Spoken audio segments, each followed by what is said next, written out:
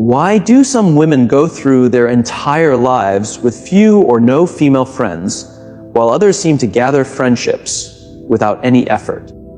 If you're a woman who has always felt like an outsider among other women, who watches groups connect while you stay forever on the edge, who has been left out, ignored, or simply never welcomed in the first place, there's something you need to understand. This isn't a failure of your social abilities. This isn't proof that something is broken inside you. What if your isolation is actually a sign, an energetic mark that shows something deep about your mind, your family history, and your spiritual purpose? Certain women carry a pattern that makes them fundamentally different from the usual ways women bond together. These women stir something in other females that leads to unexplainable rejection, quiet undermining, and a lifetime of standing apart. But here's what nobody tells you about this pattern.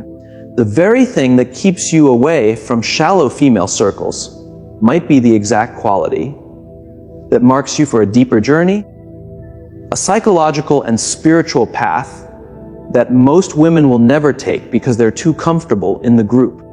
We're going to look at why you've never truly fit in among women, what old wound you're carrying that shows up again and again in your relationships, and how this forced aloneness might be the doorway to a kind of feminine strength that exists completely outside the need for others to tell you you're worthy. The pattern shows itself early, often in childhood, when a girl first feels she doesn't reflect back what other females expect to see. Our first meeting with the feminine happens through the mother. And when that relationship is marked by coldness, competition, or emotional neglect, something breaks in the daughter's ability to trust female connection. The mother wound doesn't simply create one hurt. It creates a template, a blueprint in the mind that repeats throughout life, in every friendship attempt, every circle of women she tries to join. You learned young that your true self was too much, too bright, too raw for the comfort of those around you. Perhaps your mother couldn't hold your emotional intensity, or your sisters competed rather than cheered for you, or your aunts whispered about you in tones that told you something was wrong with your very being. This wasn't paranoia. Children have an uncanny sensitivity to energetic rejection, and you felt it in your bones long before you had words for it. The mind records everything. What begins as mother wounding becomes the invisible wall that keeps you separated from female community throughout your life. The way this works operates beneath what you're aware of. You approach a group of women with genuine openness. Yet within minutes, sometimes seconds, the familiar chill comes down. Conversation flows around you, but rarely includes you. Invitations that seem promised never come. Connections that feel promising fade without explanation. This is what we might call the repetition pattern.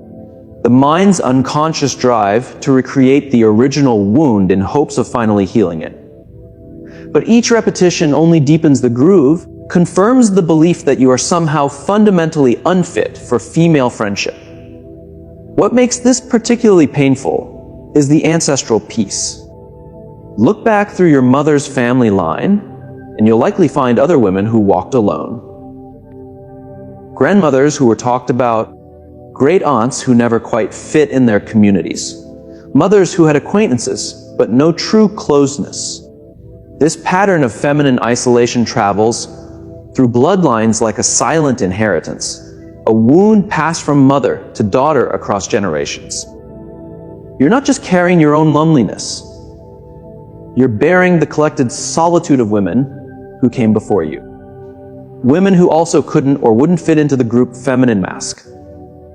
But here's where the story shifts, where we must look at your solitude through a different view entirely. There's an archetype of the wild woman. The wild woman cannot be tamed by social rules or group expectations of how femininity should show itself. She moves by different rhythms, speaks different languages, honors different truths than the socialized feminine group. You don't take part in the ritual gossip that bonds many female groups because something in you sees it as a form of feeding on others. Women consuming the lives of others to avoid looking at their own. The coded conversations about makeup, diets, men or motherhood in ways that reinforce group norms rather than question them.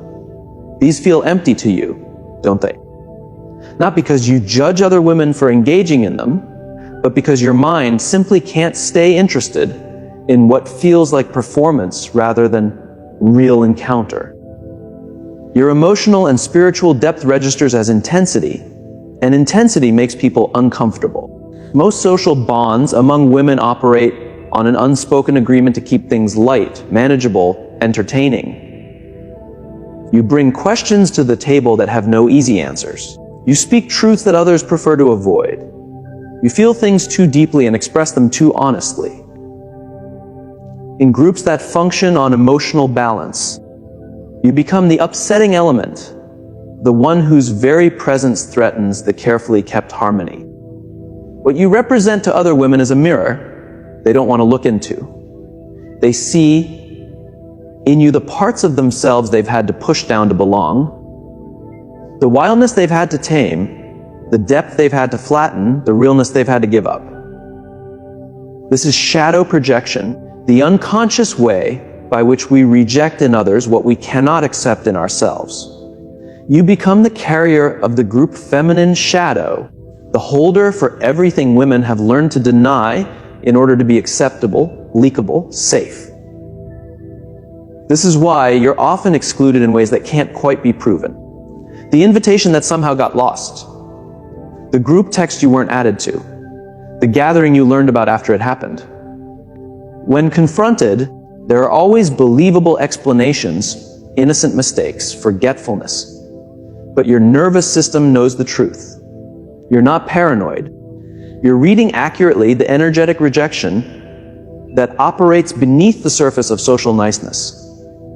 Women who shine without needing the group's permission, who exist fully without seeking approval from the collective, touch a wound in those still dependent on outside approval for their sense of self. Throughout history, women like you have been called witches, not because you practice magic, but because you couldn't be controlled by the group feminine rules. The witch is the woman who lives at the edge of the village, who has knowledge that threatens established order, who doesn't need the community's blessing to know her own power. Modern society no longer burns such women, but it still finds ways to isolate them, to mark them as other, to ensure they remain outside the circle of accepted femininity. The price you pay for refusing to lower your energy, for declining to dim your light, for insisting on being real over being accepted is loneliness. Real, bone deep, sometimes unbearable loneliness. But is it truly loneliness? Or is it something else entirely? This question opens a door to understanding one of the most important psychological and spiritual processes available to us. Individuation is the journey of becoming who you actually are rather than who the group expects you to be. It's the process by which the mind separates itself from mass thinking and discovers its unique shape, its singular purpose, its authentic voice. And this process, more often than not, requires periods of deep solitude. Not the solitude of exile or punishment, but the solitude of incubation, of growing, of transformation that can only occur in silence and stillness. Women going through individuation rarely find compatible female companionship because they're operating at a different frequency than those still living primarily through the social mask. The compromise between the individual and society. You're not better than other women. You're simply at a different stage of psychological and spiritual growth. You've heard a call that most people spend their entire lives ignoring. The call of the deeper self. That center of the mind that demands you become whole rather than merely acceptable. Can you feel the difference between empty loneliness and sacred solitude? Empty loneliness is the wound crying out for healing. The abandoned child within you still seeking the mother's embrace that never came. Sacred solitude is the soul's intentional retreat from the noise of group thinking in order to hear its own voice. Both can exist in you at the same time, and knowing which is which in any given moment requires deep honesty with yourself. The deeper self, that organizing principle at your core, sometimes arranges isolation not as punishment, but as protection and preparation. It knows you need distance from the group's constant conditioning to discover what you actually think, feel, believe, desire. It knows you need the silence to hear the whispers of your own soul beneath the noise of social expectations. It knows you need the solitude to transform your wounds into wisdom, your pain into presence, your loneliness into self-rule. This is where many women find themselves at midlife, isn't it? You've tried so hard for so long to find your place among other women, to create the friendships you see other people easily keeping, to build the community you were told women naturally create with each other.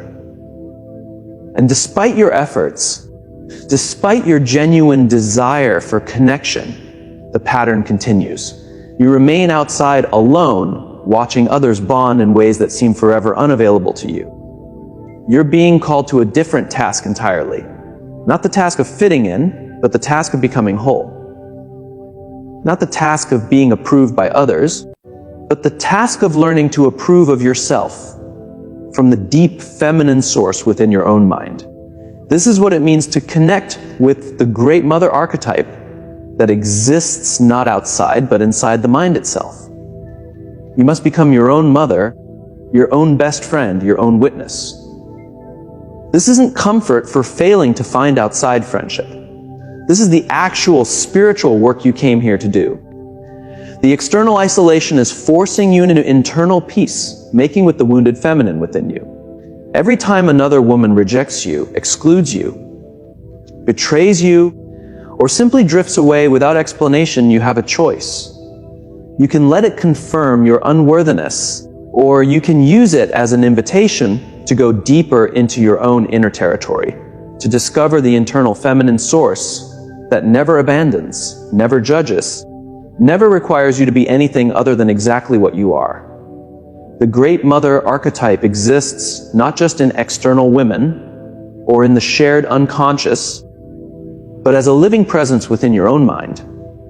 This internal mother can offer what the external mother, the human mother bound by her own wounds and limitations, could never give.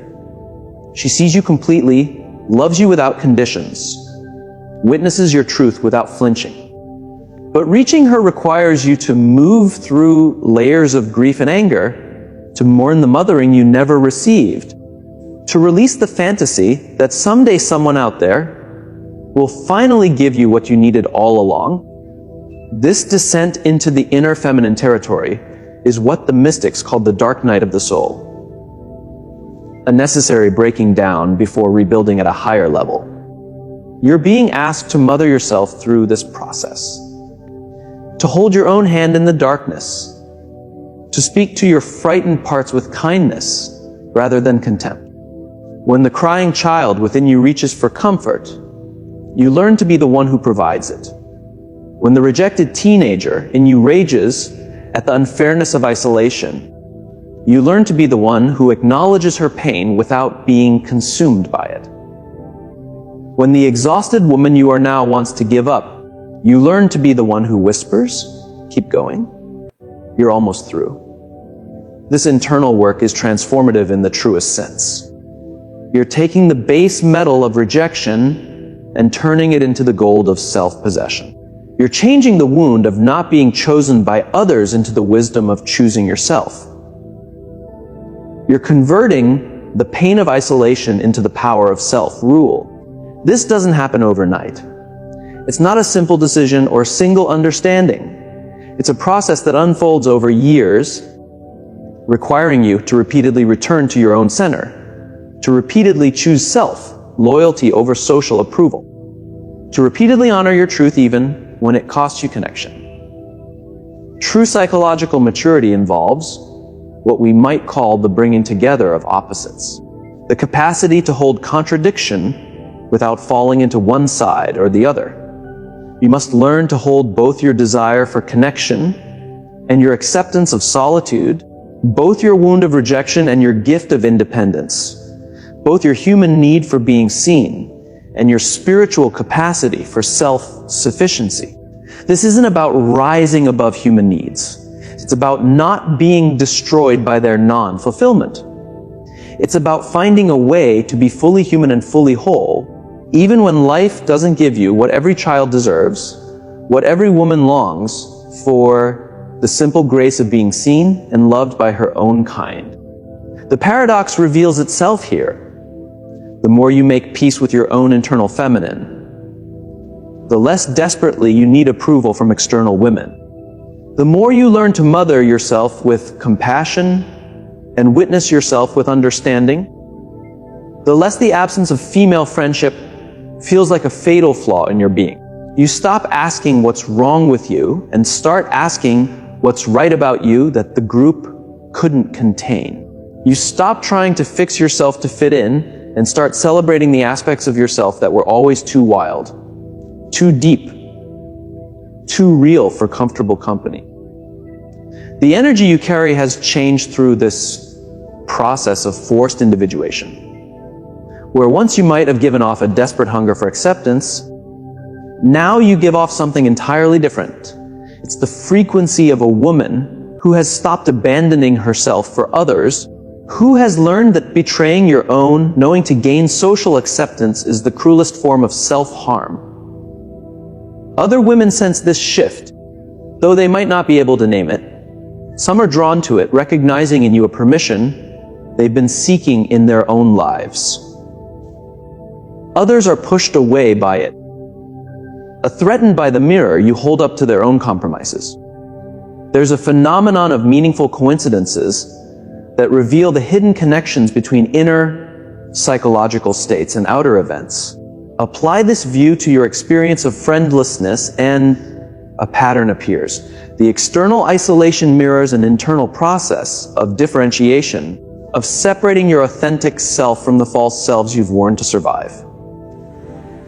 Every friendship that dissolves, every group that excludes you, every connection that fails to happen, these aren't random rejections.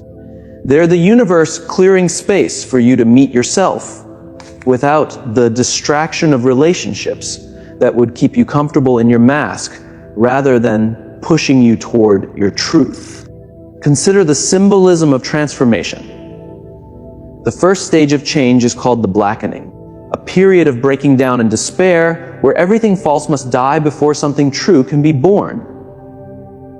Your years of social isolation, particularly if they've been marked by confusion, grief, and self-questioning, represent this blackening phase. You're in the fire being heated and broken down so that the gold of your authentic self can separate from the waste of your conditioned self. This is not comfortable. It was never meant to be, but it is necessary. The woman who emerges from this process, if she doesn't become bitter or hardened by it, possesses a quality connected with the whole self. She has accepted her shadow, owned her darkness as well as her light, accepted her completeness as a human being rather than trying to present only acceptable portions of herself to the world. She has faced her unloved parts, her rejected aspects, her hidden shames, and instead of denying them, she's brought them into a larger wholeness. This is what makes her both attractive and threatening, both magnetic and isolating. She's no longer playing the game of partial showing that most social bonding requires. Think about the fairy tales, particularly those featuring women who go through change through isolation. Sleeping Beauty doesn't wake up in a crowd. She awakens in solitude in the private room where she's been sleeping for 100 years. Snow White's deepest transformation occurs in the forest, alone with the animals and the dwarfs who exist outside normal human society. Rapunzel grows her power in a tower, separated from the world. These aren't just children's stories. They're archetypal patterns for a particular kind of feminine development that requires withdrawal from the group to discover personal power. Your tower, your forest, Your sleeping chamber is the very isolation you've been enduring. You haven't been separate from life. You've been growing a different kind of life, one that doesn't depend on external approval for its existence. The years you've spent developing an internal reference point, learning to trust your own perceptions, building a relationship with the deeper layers of your mind. These years have been essential preparation for a way of being in the world that draws from source rather than from social approval. Does this mean you'll never have female friends? Not necessarily. But it means the friends you do attract, if any come, will be of a different quality entirely. They won't be the surface friendships based on shared hobbies or living nearby. They'll be soul recognitions, rare meetings between women who've also walked through the fire of individuation and emerged on the other side. These friendships, when they occur, don't require constant contact or approval. They exist in a different dimension, sustained by mutual respect for each other's self, rule rather than need for each other's approval. There's a concept called the transcendent function, the mind's capacity to hold opposing energies in tension until a third thing emerges, something new that transforms both sides. Your experience of loneliness contains this potential. The tension between your desire for connection and your inability to find it in usual ways, held consciously rather than denied or bitterly rejected, can give birth to a new understanding of what connection actually means. Perhaps true connection isn't about the number of friends you have or the frequency of social events. Perhaps it's about the depth of presence you bring to your encounters, however rare, and the quality of relationship you maintain with your own soul in the between times. Some women, however, are genuinely meant to walk much of their path alone. This isn't failure, it's calling. The archetype of the hermit, the mystic, the wise woman who lives at the forest's edge. This is a valid and valuable feminine expression. You might be carrying this archetypal pattern, living it out not by choice, but by soul design. The world needs women who don't require the group's permission to exist, who model the possibility of wholeness in solitude, who demonstrate that a woman's worth isn't determined by how many friends she can gather around her. Your journey has taught you things that women surrounded by easy friendships never learn. You know how to sit with yourself in the dark hours without distraction. You know how to process your emotions without immediately putting them onto others. You know how to make decisions based on your own internal compass rather than group agreement. You know how to find meaning and purpose that doesn't depend on social approval. These are not small achievements. These are the fruits of forced individuation, the gifts born from the painful necessity of learning to be your own companion. The vibration you carry now, if you've done this work with awareness rather than bitterness, is distinctive. You've stopped explaining yourself to people who don't want to understand. You've stopped dimming your light to make others comfortable. You've stopped twisting yourself into shapes that might finally earn you a place at the table. Instead, you've built your own table, set your own standards, created your own definition of what a rich feminine life can be. This is sovereignty, the inner queendom that no external circumstance can touch.